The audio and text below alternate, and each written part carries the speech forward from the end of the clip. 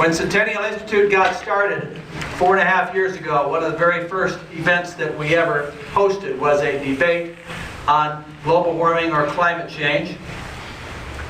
That was 2009. We did it again in 2010. I was approached some weeks ago by one of our presenters this evening, Robert Zubrin, who pointed out to me a spirited exchange that he had had at a distance in the columns of the Denver Post with our other presenter this evening, Philip Cafaro, around the question of Earth's population, carbon-based fuels, and the well-being of our planet. It seemed to be a natural debate matchup, and we're grateful to Mr. Zubrin and Professor Cafaro for flexing with the exigencies of the weather and joining us again this evening. Thank you all for coming out as well. You see the debate proposition up on the screen.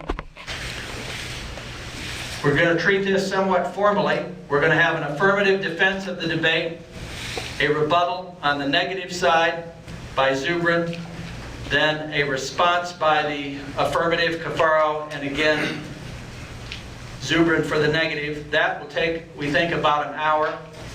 I'll be the timekeeper. I'm flexible but fair, and I do have my limits, gentlemen. And after about an hour or something less than that, we look forward to your questions and interaction with both of the debaters.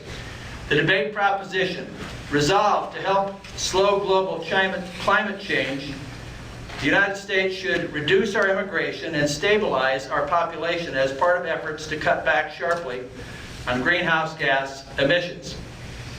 We'll have 17 minutes for the affirmative from Cafaro, 17 for the negative from Zubrin, 7 in rebuttal, 7 more in rebuttal, and then we'll go to open discussion with all of you. Each gentleman has made it easy for me to give a succinct introduction of him by publishing a book relevant to this subject tonight. In the case of Philip Cafaro, I'm looking at his recent book, co-edited with Eileen Christ, entitled Life on the Brink: Environmentalists Confront Overpopulation.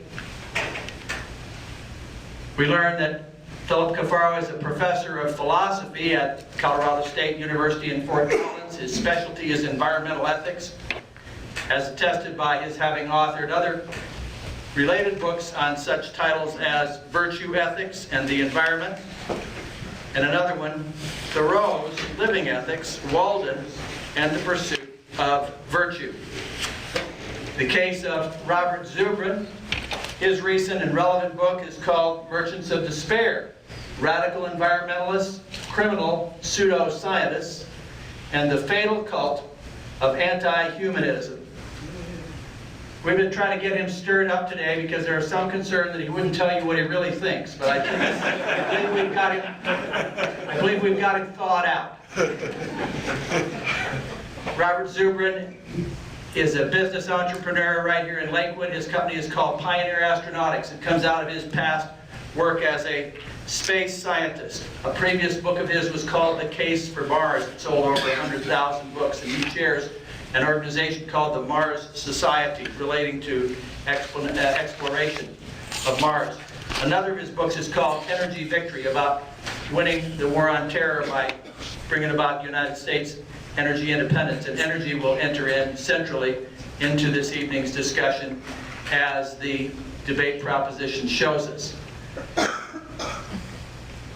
If this were a duel, the presenters would not have been so bold as to bring along their wives. In the case of Dr. Cafaro, also his father. Of course, there are no dueling pistols tonight because they are under suspicion of emitting greenhouse gases. So we needed a ruling from the EPA before those could be allowed tonight.